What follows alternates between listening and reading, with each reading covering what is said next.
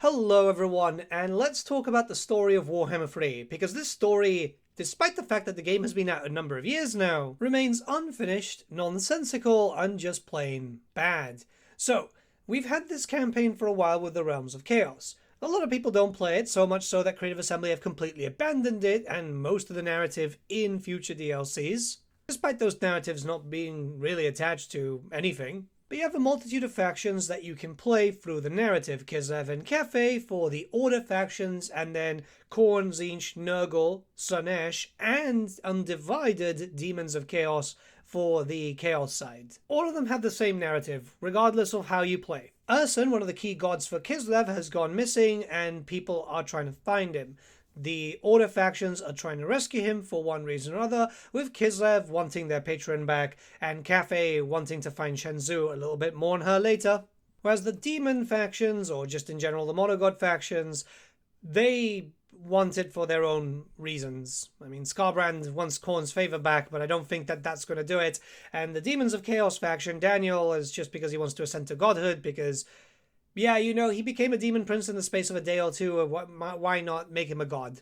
Daniel breaks so much lore here, it's freaking ridiculous. It's then revealed that Be'lakor, the main antagonist, is the reason why Ursun is missing for his own nefarious means, so you'll be jumping in to fight against him alongside fighting literally everyone else. If you're playing as, say, for example, Cathay, you're going to be fighting Kislev despite the fact that you're really on the same pathway. It's just strange, right? Anyways, the advisor, who is no longer voicing characters for Warhammer 3, is a central point here. He is helping out all the factions because he wants one drop of Ursun's blood. This is so he can unbind the Tome of Fates, which is that magical book that he always carries around, which you'd think there'd be more context about, but there isn't, because apparently, as per Creative Assembly, the game story goes Game 3, Game 2, Game 1, rather than Game 1, Game 2, Game 3. This, I very much doubt, was always intentional, because Creative Assembly like to make things up as they go along. And even if you went Game 3, Game 2, Game 1, it doesn't actually answer the story or complete the story for anything. Because there's one major plot point these years later that has still yet to be answered. In fact, we've only just gotten new questions arising. Grand Cathay being introduced in Warhammer 3 meant that they needed some plot points to kind of make them fit. Rather than having their own story, they were basically attached to Kislev stuff, where yes, they were going to rescue Ursun, the god of Kislev, but it's because Ursun saw the disappearance of Shen-zoo. Shen-zoo being one of the 9 dragon children, considered one of the 4 lost ones. Shen-zoo is the dragon of hope and balance and harmony, apparently. You know, she's a little bit of everything, even a dragon of light. But with that, we had some sort of a story for Grand Cathay, with basically just going through the motions that everyone else was going through. The really awful Realms of Chaos campaign, but we did reach a conclusion there. So Ursun dies for Grand Cathay, but in the Kislev campaign is the standard one, which is kind of annoying, because then there's no word from Shen-zoo in that part. It's really counteractive. This is the problem when you get a story that is used by, 7 factions? So as far as we're aware, the Kislev one is the canon one, and there is no word on Shen-zoo. There is some information, however. By finishing the campaign with Grand Cathay, we find out that Shen-zoo is in the Northern Chaos Wastes. Ursun, with his dying breath, basically goes, yeah, no, she's up north. And we get like a little bit of, we get some like artwork of people going up north, Cathayans going up north, and that's it. This is where the story ends, which it hasn't been touched upon in future DLCs. Not in Shadows of Change, another Cathay DLC, and I very much doubt that Bashiva of all people is going to be going like, yeah, no, I'm going to find Shen-zoo.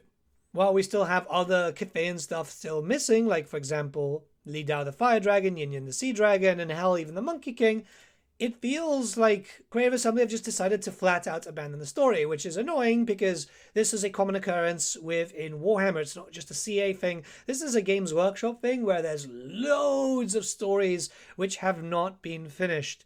If we go just to Warhammer Fantasy, for example, I mean, the Throne of Chaos series is the perfect example there. Tamarkan was 1 out of 4 books. And let's not go into like the many inconsistencies or just flat out abandoned storylines in 40k, or else we're going to be here for like years, right?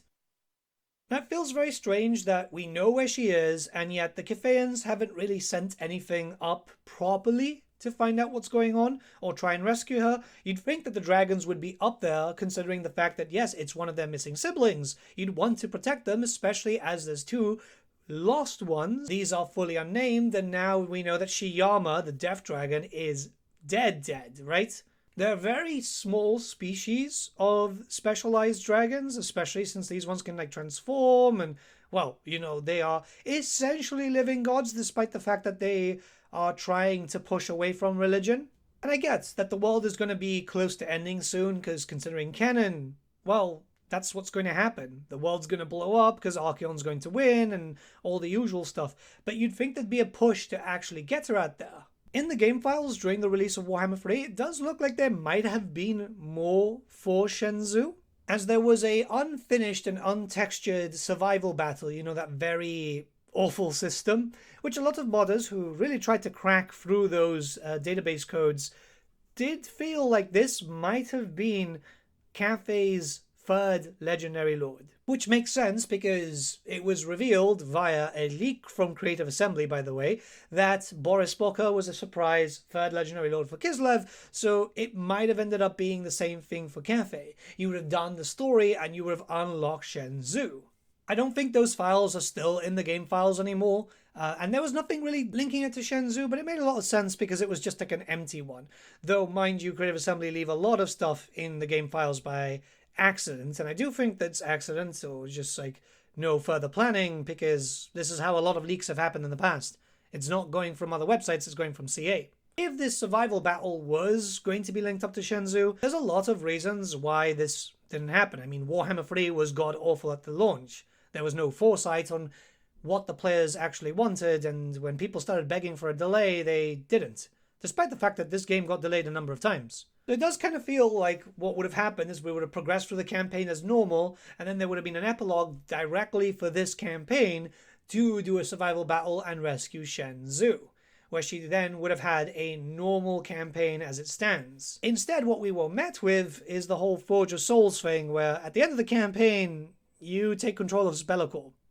Everyone takes control of Bellicor. And I just think about it. Look, every time I think about this campaign, it makes no sense. Why would Kislev and Cathay have control of Bellicor? Why would some of the monogod factions have control of Bellicor? The gods of chaos themselves knew that they couldn't trust Bellicor. They just left him to his own devices. This is where I think a lot of players, especially lore fans, went, yep, this game sucks. Thankfully, Mortal Empires came out a little bit after, but it basically saved Warhammer 3, let's be very honest there. But it still doesn't answer the question about where the hell Shen-zoo is. In fact, further questions arise because, well, we find out that Shen-zoo has been missing for quite some time now, which is pretty annoying. Yeah, she's been missing since before Warhammer the Old World. Considered a lost dragon for quite some time now, and confirmed to be lost in the Chaos Wastes. But that does mean that it's been over 200 years, at least 200 years, since she's been missing. And you'd think, well, now that they know exactly where she is, despite the fact that they could have easily asked Urson prior, because he wasn't missing until fairly recently, yeah, that would have been a priority for Grand Cathay. A big boom to the general morale of one of the strongest nations in Warhammer Fantasy to deal against, well, all the problems that were about to happen with the End Times, which was very much known that the Chaos Forces were going to launch another invasion. And we can't really forget the fact that Shenyang, which at this point is after the time of Darkness and Disharmony, has just done nothing, which is really weird. They go with the excuse of like, oh no, he's busy, and so is his wife, and it's like, okay, yeah, this makes no sense. It's to draw parallels on 40k with the whole thing of the Emperor kind of being a bad father, and I'll fight anyone who says otherwise. Like, honestly, you'd think he'd care a little bit, right, and he'd try. Instead, we know nothing about it. The problem is, this is a race that was introduced in a setting which is dead. Keep in mind that Warhammer Fantasy as a setting is dead. We're at Warhammer the Old World, so we're not going to get really new lore, barring the new books in, like, the DLC cycles, and that's pretty much it. So, until further notice, we have no idea what's going to happen with Shen-zoo, and I feel like that's a big issue with Warhammer 3 at the moment. The story remains unfinished. There is no detail as what's going to go on. I doubt that the end time stuff is going to touch upon that. I feel like the end times is going to be a bit more preoccupied with, well, the end times. And it'd be a massive shame if this story was just never really completed, because I don't know, man. I don't feel like we're going to see too much content in the coming years, especially as they get closer to 40k and Medieval 3. The important thing is to remind Creative Assembly about Shen-zoo and hope that, yeah, you know, something actually happens here. I've just been thinking about Shen-zoo lately as I've been finishing up my Cathayan army for the tabletop, like the full thing. It's been taking a while, and it's a shame that we just don't know nothing about her. Hell, we know more about Shiyama the Death Dragon than a character that is still supposedly alive. So, yeah, I feel like it's kind of important to talk about. Let me know what you guys think in the comments below. Let's start a bit of a discussion, and yeah, hopefully we'll know. It's important to remind CA and GW at this point. Who knows who actually controls the reins for this? The story is needing to be finished. Have a good one, guys. Bye.